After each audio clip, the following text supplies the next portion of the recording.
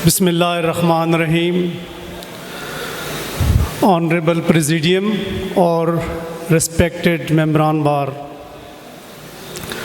मैं इस अज़ीमुश्शान ख़त्म नबुव्वत कॉन्फ्रेंस मुनक्किद करने पर Lahore high court bar association, PKLF और बाकी सब मुंतज़मीन को खराज तहसीन पेश करता हूँ। बलगुल्लुला बे कमाले ही कशफ़त दुजा बे जमाले ही हसनत जमीउ खिसाले ही सल्लु अलैहि वालैहि। वजह वजूदे कायनात नबी आखिरुज़्ज़मा ख़त्मुर रसूल ख़ातमुन नबिय्यीन रहमतुल्लिल आलमीन पे करोड़ों दुरूदो सलाम। दीन इस्लाम में अक़ीदा-ए ख़त्म नबुव्वत का जो एक मकाम है, जो हैसियत है, उसका अंदाज़ा सिर्फ़ एक वाक़या से लगाया जा सकता है। अभी मेरे दोस्त भी ज़िक्र कर रहे थे जंग यमामा का, कि खलीफा अव्वल हज़रत अबू बकर सदीक़ रज़ी अल्लाह ताला अन्हु के दौर में जब मुसल्लमा कज़्ज़ाब ने नबुव्वत का दावा किया तो उससे पहले अमीरुल मोमिनीन ने ये अहकामात जारी फरमा रखे थे कि जो बदरी सहाबा हैं जिन्होंने जंग बदर में हिस्सा लिया था, वो किसी भी जंग में शरीक नहीं होंगे, क्योंकि वो नबी पाक सल्लल्लाहु अलैहि वसल्लम का तबर्रुक हैं और उनकी ज़ियारत करके हम ये तबर्रुक हासिल करेंगे। लेकिन जब इस फितने ने नबूवत का दावा किया तो अमीरुल मोमिनीन बहुत ही जलाल में आ गए और उन्होंने कहा कि कोई भी शख्स घर नहीं बैठेगा और जब तक इस फितने को नीस्तो नाबूद ना कर लें, वो अपनी जान का आखिरी खून का आखिरी कतरा भी लगा देंगे।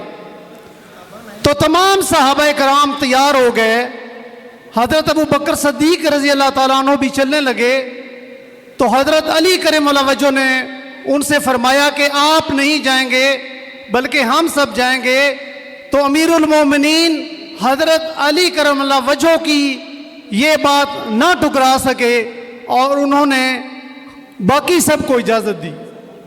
और उस जंग में जो मुसलमानों का जोश व खरोश था उसकी कोई मिसाल नहीं मिलती।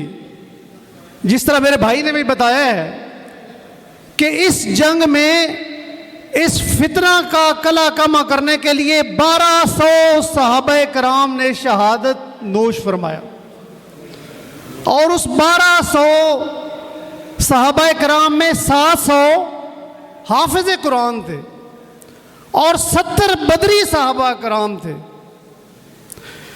एक ज़ईफ़ुल उमर साहबी थे, उनकी टांगें लड़खड़ाती थी। रवायात में आता है कि जब वो यमामा के मकाम पर पहुँचे तो उन्होंने एक गड्ढा खुदवाया और अपने साथियों को कहा कि मुझे अपने धड़ तक उस गड्ढे में गाड़ दिया जाए, क्योंकि एक तो मैं इस फितने के ख़त्म होने तक लड़ूंगा और दूसरा जब मेरी टांगें कांपेंगी तो दुश्मन ये न समझे कि हमारे डर से कांप रही हैं।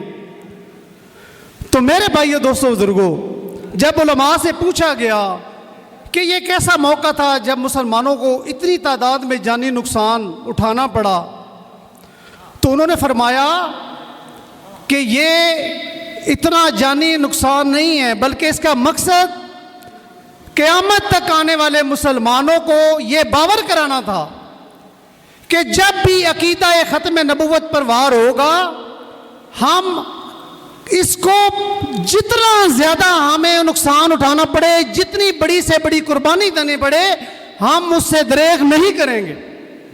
और अल्हम्दुलिल्लाह इतनी बड़ी कुर्बानियों के बाद उस फितने को भी नीस्तो नाबूद किया गया। इसी तरह उस दिन से लेकर आज तक कोई न कोई फितना हर दौर में मौजूद रहा है और हमारे इस कलीदी अकीदा पर हमेशा कारी ज़रब लगाता रहा है। आज भी मिर्ज़ाइयत की सूरत में एक बहुत बड़ा फितना आए रोज़ हमारे इस अकीदे पर वार करता है।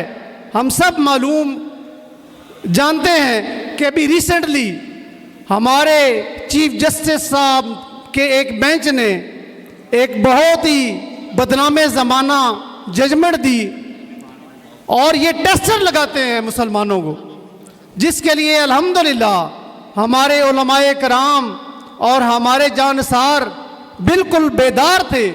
उन्होंने बर वक्त अपने जो भी लायामल वो उसको अख्तियार किया, रिव्यू पटिशन डाली, वो भी खारिज हुई।